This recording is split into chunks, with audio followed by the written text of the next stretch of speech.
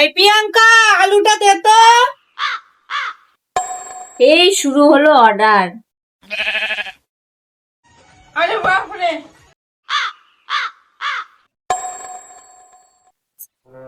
এই প্রিয়াঙ্কা, একটা টমেটো দে তো।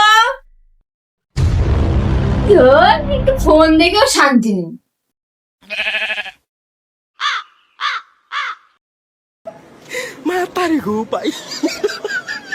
কালকার মেয়েরা শুধু ফোন আর ফোন। আমাদের সময় ছিল টিভি দেখলেও আগা পাঁচতলা ছিলে দিত। এখনকার মেয়েরা শুধু ফোন আর ফোন, ফোন আর ফোন। এই প্রিয়াঙ্কা, প্রিয়াঙ্কা, একটু জলের বোতলটা দিয়ে যা তো, গলাটা একেবারে শুকিয়ে গেছে। এই বাড়িতে একটু ফোন দেখেও শান্তি নেই। অর্ডারের পর অর্ডার, অর্ডারের পর অর্ডার। এনো জল, আর কোনো অর্ডার করবা না। আজকালকার যা ফোন হয়েছে, দেখে মনে হয় ফোন তো না, বর একেবারে ফোনের সাথে চিপকে থাকে। এই প্রিয়াঙ্কার বাবা, প্রিয়াঙ্কার বাবা, শিগগির এদিকে আসো। শোনো এদিকে। কি হয়েছে ওইভাবে ডাকছো? এই মেয়েকে ফোন কে কিনে দিয়েছে? তুমি তো? তাহলে আমার সামলাও। একটা কাজের কথা বললে শোনে না, সারাক্ষণ ওই ফোন আর ফোন, ফোন আর ফোন। তুমি আবার সামলাও। তুমি মাথা ঠান্ডা করো, আমি দেখছি। দেখ বাবা, তুই তো অনেক বড় হয়েছিস।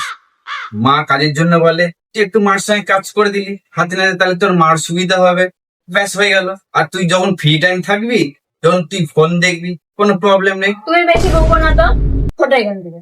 এ বাবা, ভালো কথা বলো, তাতেও আপত্তি? এই হচ্ছে সর্বনাশ ফোনের। কেন যে ফোন তোর হাতে দিলাম আমি।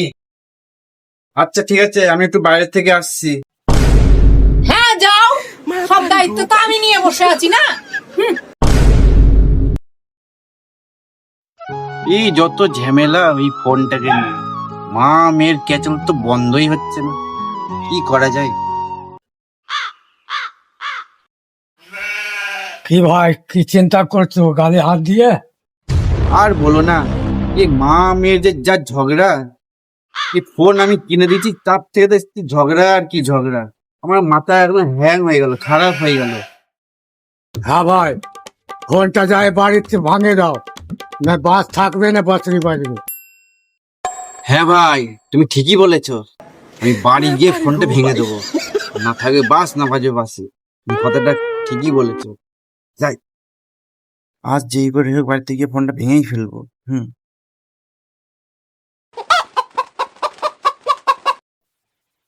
মনে হচ্ছে ঘরের মলটা এবার ঠান্ডা হয়েছে। মনে হচ্ছে মামের আবার ক্যাচল শুরু হয়েছে, জোরদার মনে হয় রে। সারাক্ষণ ফোন আর ফোন, ফোন আর ফোন। কেন রে? কিসের জন্য ফোন নিলি?